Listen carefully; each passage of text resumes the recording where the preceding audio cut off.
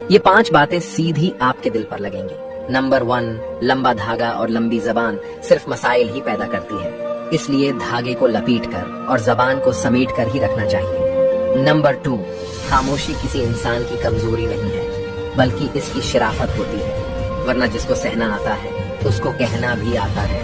Number 3، ساتھ دینے کا ہنر تالے سے سیکھو، ٹوٹ جائے گا پر چابی نہیں بدلے گا۔ نمبر 4، ٹھنڈ میں ہاتھ کام نہیں کرتے اور گھمنڈ میں دماغ کام نہیں کرتا۔